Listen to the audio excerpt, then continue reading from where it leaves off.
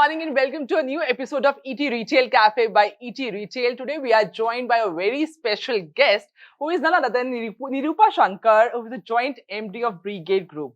A very warm welcome, Nirupa. Thank you. Thank you so much for having me.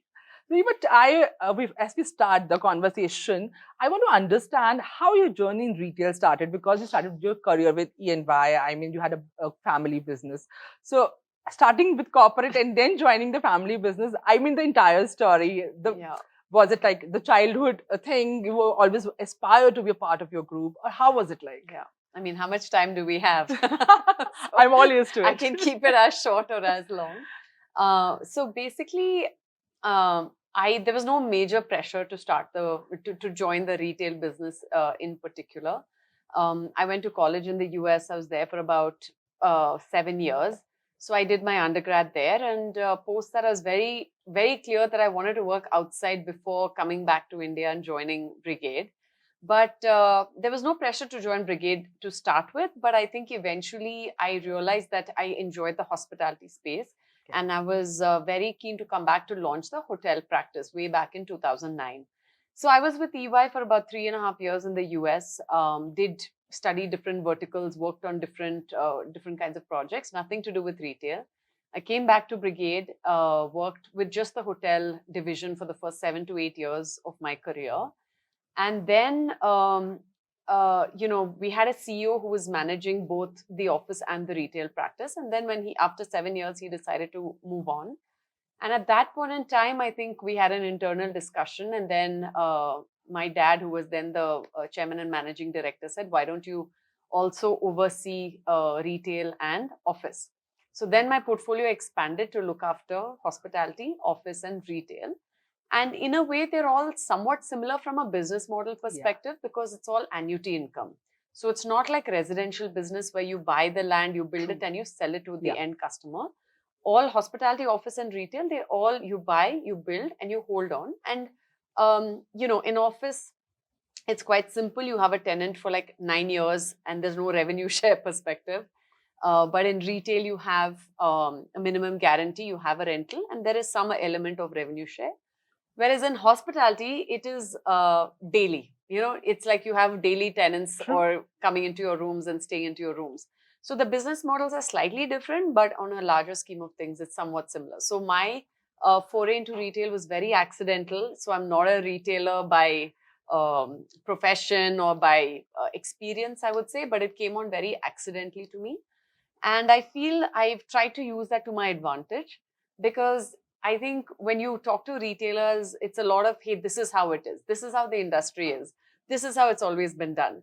So because I'm not from the industry, I'm always asking, why can it not be done like this? Or applying different things that I learned in, say, office retail or how hotels work. So I'm applying whatever I've learned, maybe from negotiating a contract, maybe from the operations. So I'm able to bring in a different perspective.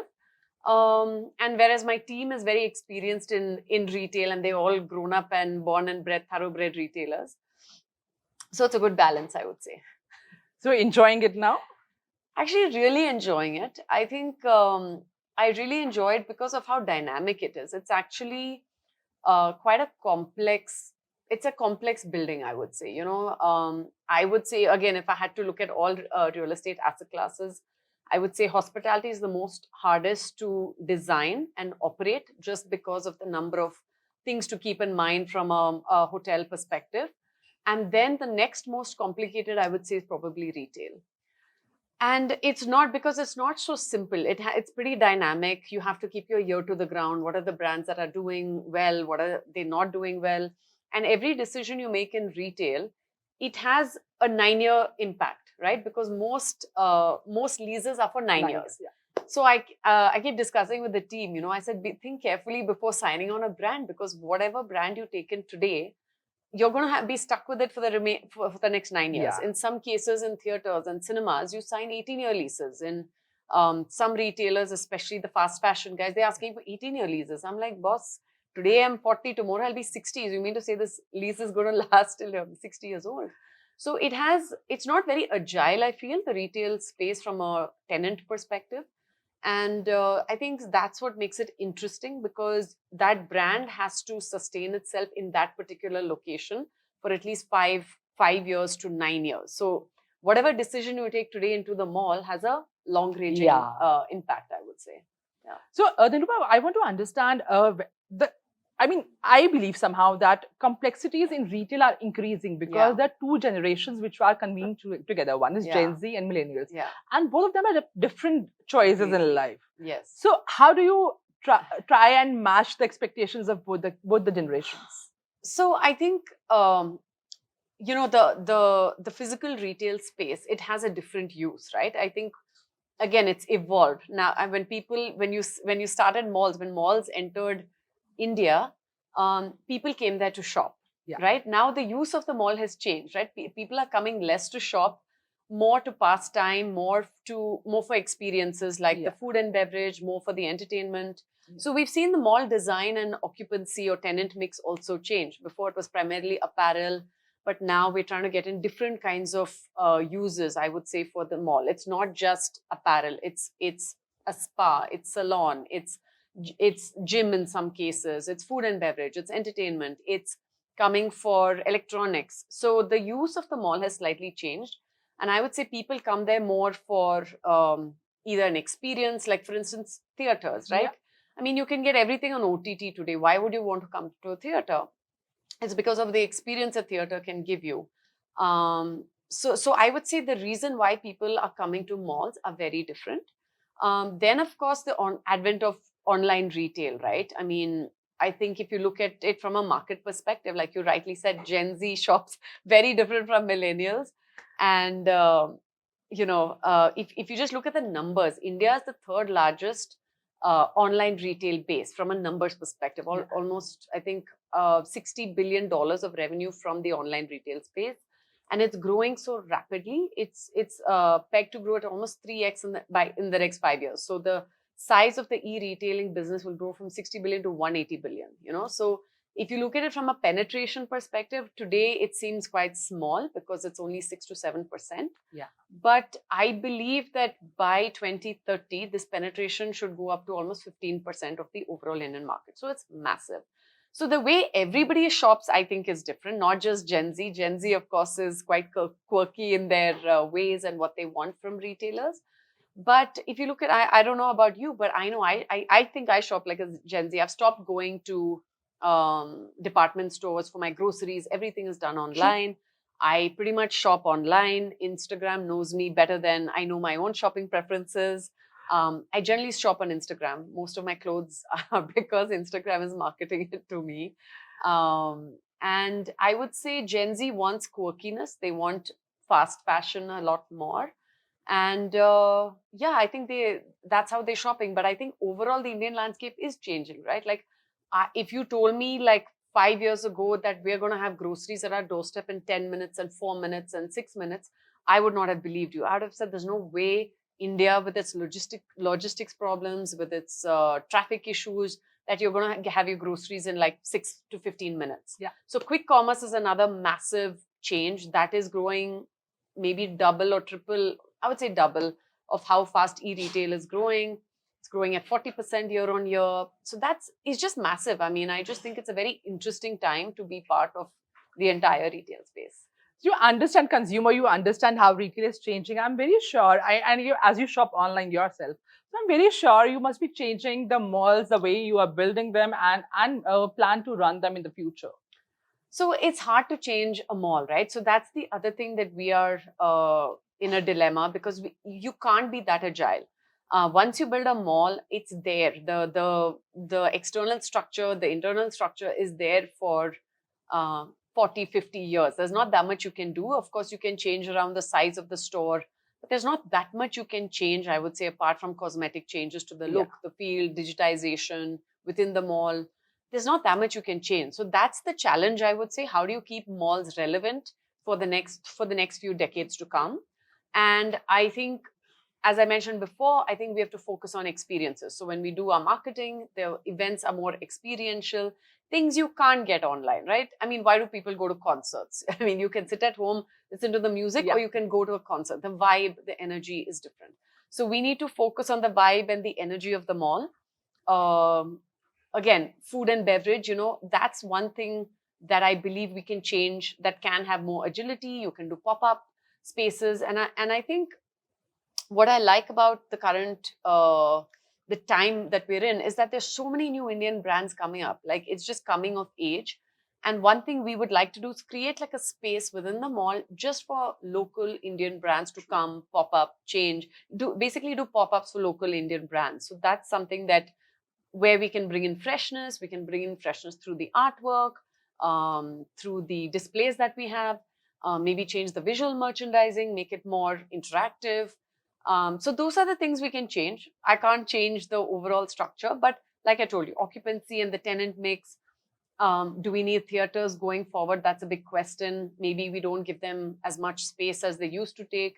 Maybe we do smaller formats, larger format restaurants, smaller format theaters, more experiential stores. I think that's a big change, because stores now want to become more experiential, want to have more customizable opportunities. So like our Adidas, etc., they'll come and print your name on the shoe if you need it. So those are the kind of changes. So you want stores that allow for experiential stores and for customization.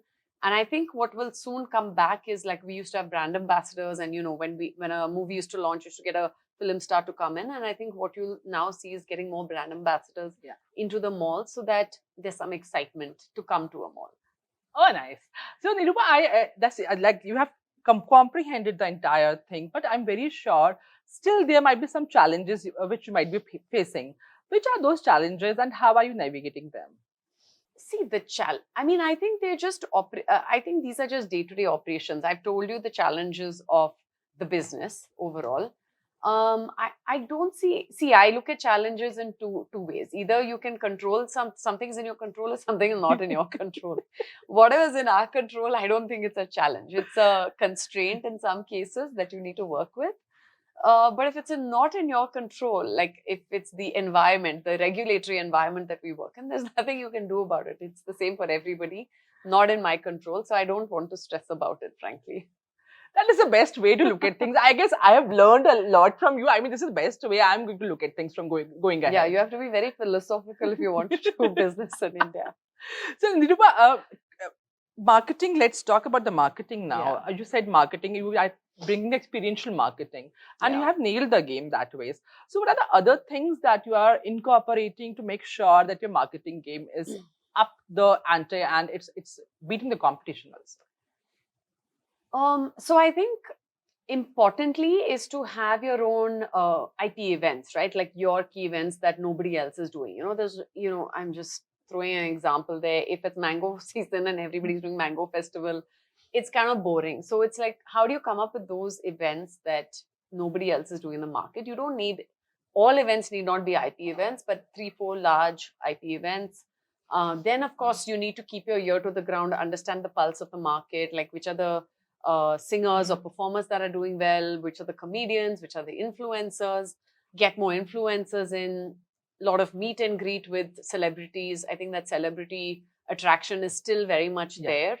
And now it's moving a little bit more from Bollywood to YouTube influencers. So using your right marketing channels, I'm really amazed at how there are some YouTube and Instagram influencers and how they have their own following and customer base, which is, I would say it's micro marketing, like everybody has their own niche set of customer bases, which is very interesting. Like Bollywood stars are have mass appeal, but there are some influencers that have very micro and niche appeal. So it's getting them to also help you with marketing your events. And like I said, events have to be experiential. You have to keep showing something new every month. Offers, of course, there's nothing like a good discount that brings people to the market. People are still very price conscious. So those are the things. Nothing, but come up with innovative things and try to read the pulse of what is happening. And one thing, if I can add, communities is one thing which every brand and every retailer, be it influencer, they are focusing upon. So they build strong communities these days and make sure that community grows stronger and stronger, and this way they gain the trust of the consumers. Yeah, this is one thing. Yeah, I'm asking the questions, I'm answering also. It's your perspective. So, Yeah. Nirupa, apart from that, I mean, you have been working from a really long time. Like Yeah. 2008, 9 is when you joined Brigade Group, and Yeah. few years back you went. We were with EY also. Yeah. So, what were the things that you've learned at EY and over here, and how are you actually imparting those things, learnings, to your team to make sure they become the future CEOs? Okay, for future CEOs. So I think Or they're excellent yeah, in their yeah, life. So, like, basically yeah, excelling in their yeah. space. See, I would say the most important thing is to hire right. Once if you have good people in the team, they'll be self-motivated to, you know, expand their own careers, to expand their own skill set. I think what I learned, for me with EY, what I learned is I was a risk advisory consultant. So I had to look at risk.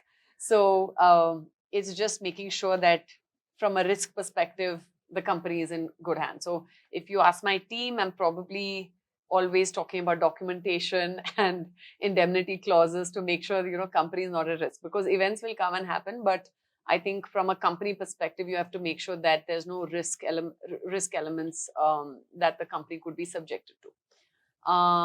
So I think I'm pretty process oriented when it comes overall to running of the operations.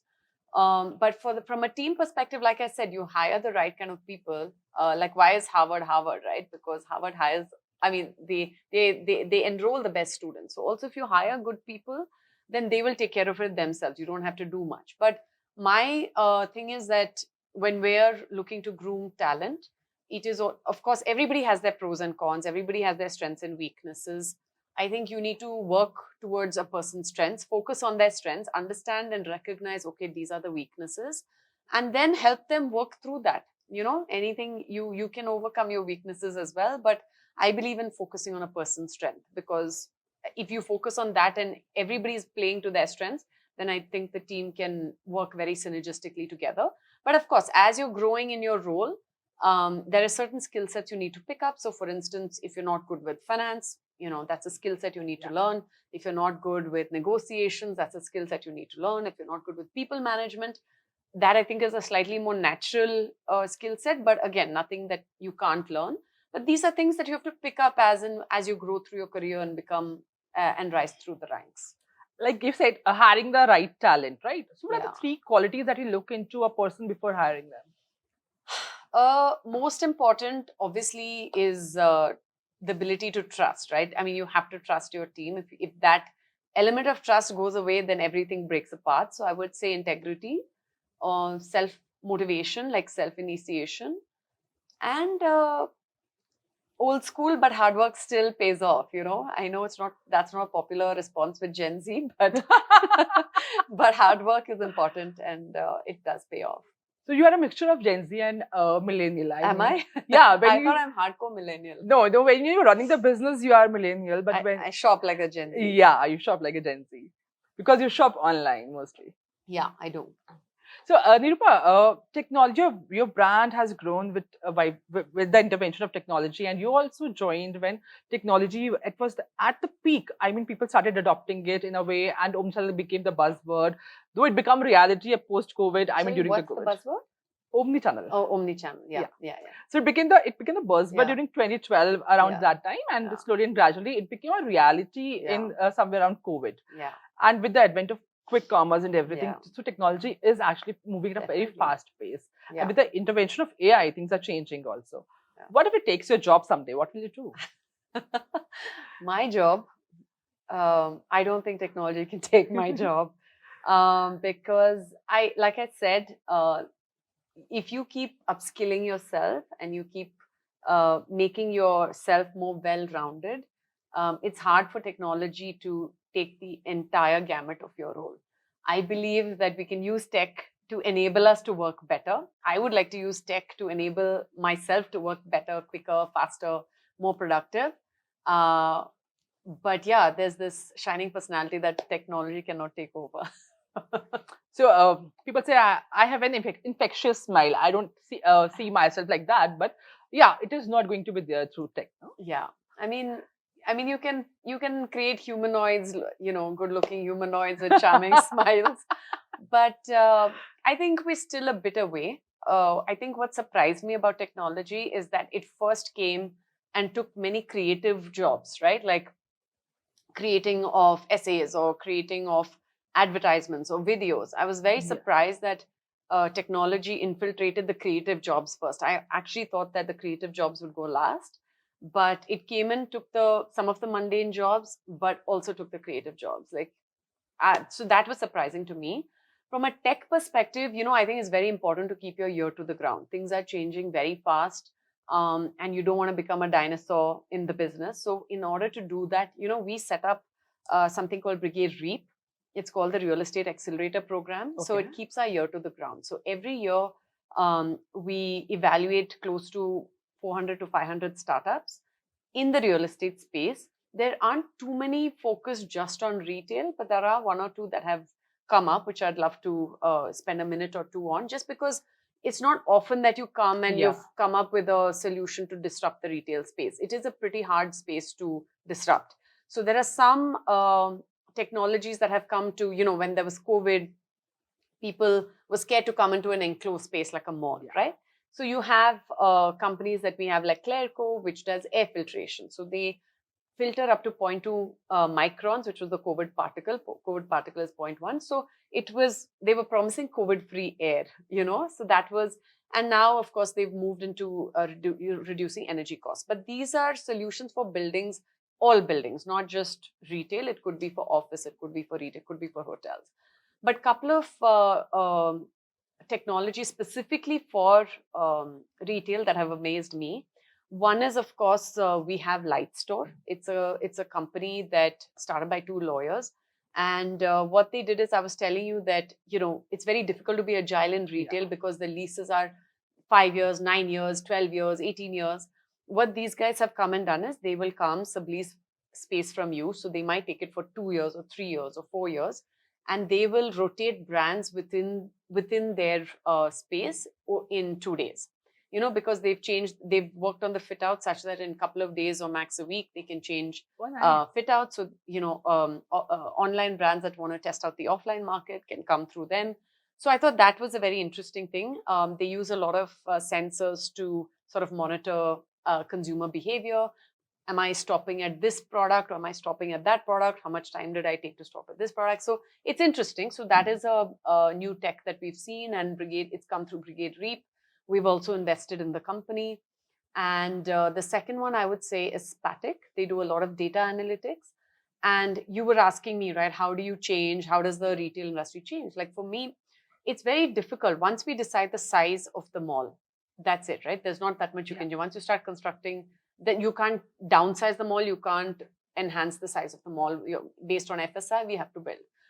So what Spatic can do, one from a retailer side, if there's X brand that wants to say, I want 100 stores in India, I want to grow by 100 stores in the next 3 years or 5 years, they will do a lot of demographic analysis to say, if you put in the keywords, like, okay, I need to be next to, say, I don't know, XYZ brand. Or some brand. XYZ brand. XYZ brand. So you can put in those filters and they will tell you which micro markets to set up stores. So usually, stores will say, if I have a brand in A location, okay, 3 kilometer radius, I don't want any other store. But this can throw up analytics to say, hey, you're in this location, even in a 0.5 kilometer radius or a 400 meter radius, you can set up another store.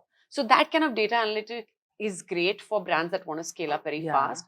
For mall owners and builders like us, it would help to say, hey, what kind of retail mix should I have in this? How much of F&B should I create? What kind of F&B will work? What kind of price point will work? So that will help us make better renting solutions or having a better tenancy mix that fits the micro market that we're operating in. So it helps you understand the category and the catchment in a better way. So that's how you can use data. You can use big data analytics, and you can use tech to actually help you become more productive and better at your job. And take sane decisions. Yeah, and take less risky decisions, I would say. Yeah. So, Nirupa, one category, like I use the word category. So, out of curiosity, I'm asking, which are the different categories do you think are going to occupy the major space in the malls going ahead? So I would still think it will be apparel. Maybe from 80%, it might come down to 60%. Various forms of apparel like fast fashion, your department stores, Yeah. etc., athleisure. But like I said, I think FECs, so the family entertainment centers, we could look at expanding from maybe 7% to even 10% of the mall. F&B used to be maybe, again, 7, 8%. Even that, I think, has the capacity to go up to 15%, or maybe even 20% of the mall. Then I think it makes sense to, yeah. So I would say that's the major change. I think if you add it up, it'll, Come to come 100, back. So, yeah. One category which I'm seeing exploring nowadays is beauty. Yes, yes, yeah. It has started occupying major space in the mall. I mean, the form kiosk though, but yeah, salons have also started. I mean, the top floor is dedicated to salons Yeah. and your FECs. Mhm. Salons weren't used to be there earlier. One or So two. now we've started putting in salons into the mall. I think it's a great value add. Salons, spas. I mean, we used to get the foot massages and all Yeah. that, but the quick spas. But I think salons, I think people are just getting more conscious about how Their the looks. appearance and how they put forth themselves. So I think that's doing extremely well. But Because you know, Gen from a Z has space to put perspective, a picture daily look of the day, no? So maybe that's the you've reason. really gotten it for Gen Z. Yeah, Gen Z has their outfit of the day, etc. Yeah. So I think definitely I'm really happy to see more beauty come into the malls. I think they have the ability to also pay higher rent. So I would like more beauty to come in. But yeah, I think they don't require as much space. You know, they can work within 6 to 10,000 square feet is all the beauty you need, I would say. So how do you see the future of retail evolving here in India? How bright is the future? What changes do you foresee next, say, 5 years? Let's not go beyond that because things are changing very fast. Yeah, things are changing extremely rapidly. Like I said, I think Indian retail is growing very fast. Online retail or e-commerce probably will grow at around, maybe 20% per year for the next 5 years. I think quick commerce is growing extremely rapidly, and it's that might grow at even 30 to 40% per year for the next 5 years. So like I said, I think e-commerce from a penetration perspective is only 6% now. In the next 5 years might go up to even 15%. I think it's a really interesting story for tier 1, tier 2, and tier 3 markets. The micro markets are changing. Every 100, 200 kilometers, the consumer is different. The purchasing patterns of the consumer is different. So there's a lot of analytics that need to be done. What kind of product to keep? The product I keep in a Bangalore city and 200 kilometers away could be very different. So stores need to get really agile and have their ear to the ground when it comes to consumer preferences. Yeah, and I think agility is going to be the name of the game. And what about Brigade Group? How do you see it growing? We are traditional brick and mortar company. We definitely plan to build more malls. I think there are very handful of builders in the country that are doing this. I would say the competition for the number of, say, quick commerce brands or e-commerce brands is so much more.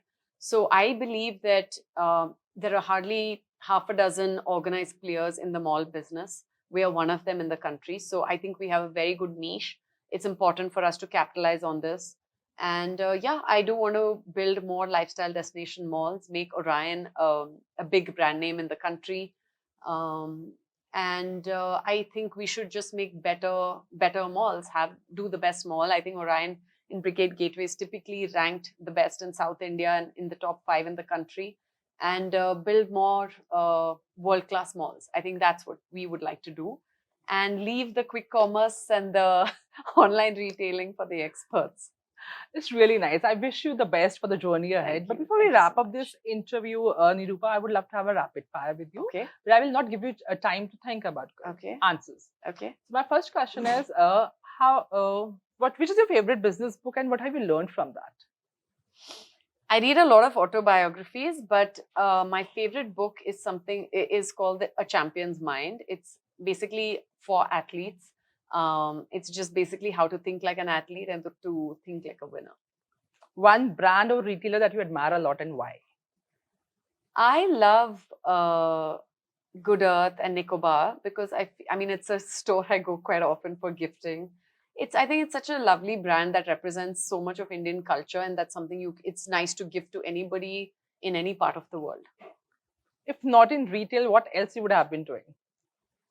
I'm already doing hospitality, office, and retail, and a bit of tech from Brigade REAP. So I think I have my hands full. I don't want to do any more. What do you do in your free time? Everybody knows that you are running the show here, but what do you do in your free time? My free time is either with my kids or I'm a triathlete, so I train. I'm doing some sport or the other, but it's either with my kids to relax in the evening or in the morning. It's my exercise. That's about it. Okay, so my last question to you is: lots of brands, Indian brands, are coming nowadays, and the kids are trying their hands instead of joining the corporate world, right? So, what advice would you like to give to them to make sure they build the brand for the years that are going to last? I think to build a brand that's going to last for, I would say, years to come, I think it's important to have your ear to the ground, like I said, because things are just moving very fast. So it's important to be agile, use a lot of analytics to understand consumer preferences and behavior. I mean, Amazon does it the best. I don't know who else does it better than Amazon for consumer behavior and preferences. A brand that I've always admired, it isn't here fully, but Target is a brand, a department store I used to love because I just thought they had everything on point from the product to the pricing. Yeah, so I would just say understand why you're doing what you're doing. First of all, there should be a reason, logic, and a strong belief in what you're doing. Be agile and keep your ear to the ground. And of course, it should be profitable at some point. Like I know, for instance, quick commerce is not profitable right now, but there should be an end game to get to profitability at some point. Disrupt, innovate, but make sure you build the business sustainably for the future. Yeah, you put it better. You put it across better than me. Thank you so much, Nirupa. It was a pleasure having you today. Thank you for having me. Fun conversation. I learned a lot. I've gained really good insights. How to manage myself, I've learned that also today. Thank you so much. Thank you. Thank you guys for watching this episode. I hope you liked it. If yes, then do like, share, and comment on our social media channels. And I'll be back again next week with a new story and a new retailer. Till then, bye-bye.